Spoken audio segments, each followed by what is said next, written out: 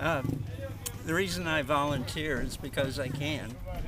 I'm a retired educator. I've been in education 41 years, and I felt like I was giving to the community doing that. So this is kind of an extension of my college's motto, which was education for service. One of the reasons I do this is I'm continually learning new things and how to apply those to my life. Your name and where you're from? My name's Hal Cole. I'm from Indianapolis, Indiana, and I attend the Journey, which is a sister church with Southport United Methodist Church. I've been involved with those churches for several years, and just recently we did a study, and the title of the book that we used was Lead Like Jesus. In leading like Jesus, if you study his life, he was continually serving.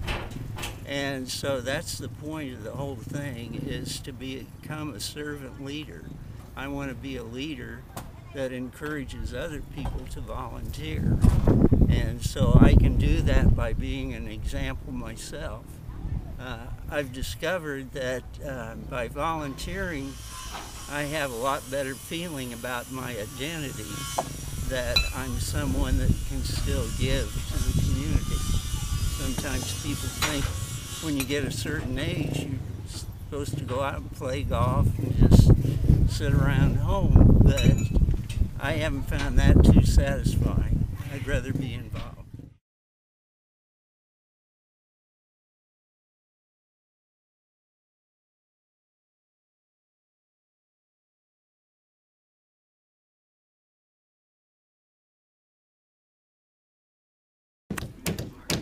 You want me to talk about this now? Okay. Yeah. Well, listen, right now I'm getting out of this is the fact that I'm in a lot of self-satisfaction. I'm retired. My son made this apparent to me and called me and wanted to know if I wanted to go. And I jumped at the opportunity. I've been down here 2 days now, and I'm getting a lot of satisfaction out of it. A lot of sunburn, a lot of physical work that I haven't done before, but it's very satisfactory and very satisfying. Your name and where you're from? Yeah. My name is David Berman. I'm from Arkansas for the last 8 years. Before that, all over. But right now, we're living in Arkansas. And you're here with your son? I'm here with my son, and I've left my wife at home so she can make money, and I'm retired. Great. What kind of work have you been doing today? Right now, we're going to start putting on the floors. We've been putting on these joists. We're just finishing up on this side of the floor. And, of course, we're getting all kinds of jet aircraft. There's a Naval Air Station or something right here. And down on this side, we're done with the spacers, and we're going to need to put in the subflooring. And I'm in charge of sawing.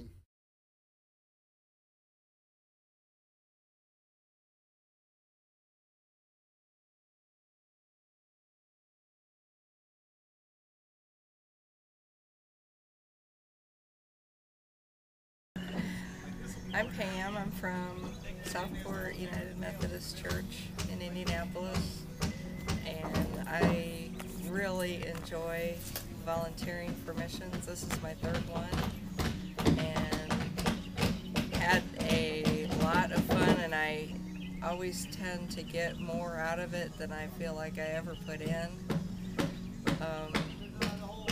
It makes you get out of your comfort zone and do something that you never thought you could do. That, like I said, it seems like you get way more out of it than you ever put into it, and you feel like you're God's hands and feet. I'm from Southport United Methodist Church.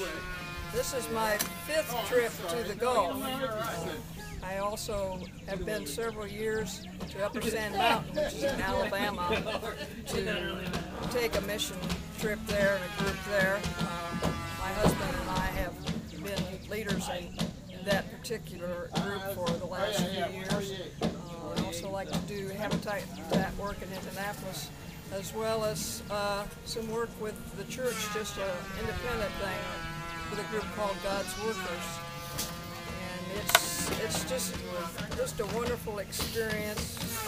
As far as down here in New Orleans, I think from just watching the news and talking with other people that have been down here, I knew that it was still a mess, you know, and each time that I've gone down to the Gulf with each trip, I've expected to see things just, you know, just a little bit is going to be left. Well, when you get down there, it's not just a little bit that's going to be left. They're talking, you know, 10 to 15 years before they'll get this mess cleaned up. And gosh, they'll probably have more hurricanes that come in by that time and destroy some of what's been done.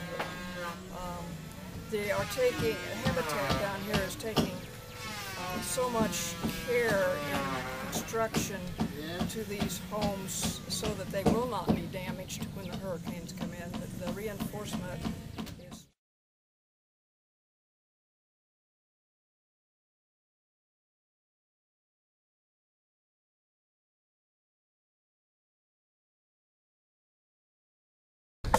Hi, I'm Bill Blanchard from Southport United Methodist down here in New Orleans, St. Bernard Parish, working on houses for Habitat for Humanity.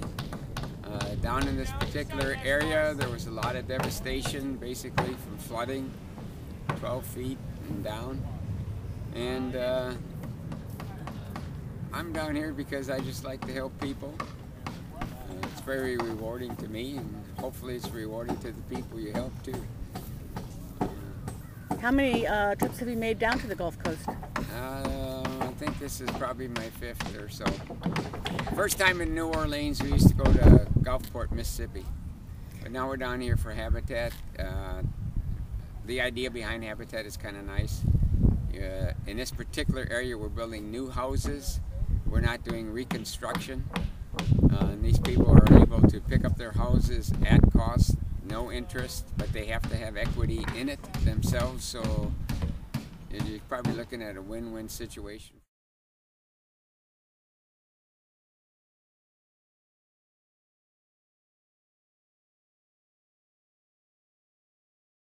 I could go ahead. Hi, I'm Dick Bender from Indianapolis, Indiana, and I'm here working in New Orleans on some Habitat homes. There's 11 of us that are here on the team, amongst the many people that are here, working to get some homes constructed with New Orleans area Habitat. And the reason that I do this is I feel it's something that God calls me to do, and there are people in need, will continue to be in need, and we need to keep coming back until we can get the job done and get it completed. Oh, you know, it's almost been 4 years. Isn't Habitat done down here? No, in fact, there were 27,000 homes in the New Orleans area that were destroyed, and many of those are not reclaimed back. Plus, the nice thing is the Habitat homes we're building are actually structurally superior to the ones that were previously here. They've been estimated that they will be able to withstand 140 mile an hour per winds. So we're excited that we can get folks out of substandard housing into positive, new Habitat housing. Now, how is this different from when you were doing recovery and gutting homes compared to building brand new ones? Well, certainly that's a job that needs to be done as well. There are people who have livable homes that need to be repaired. What this is about is eliminating poverty housing. In many cases, the homes were destroyed far beyond repair, and so now we got the opportunity not just to build it back as good as it was, but the opportunity to build it back better than it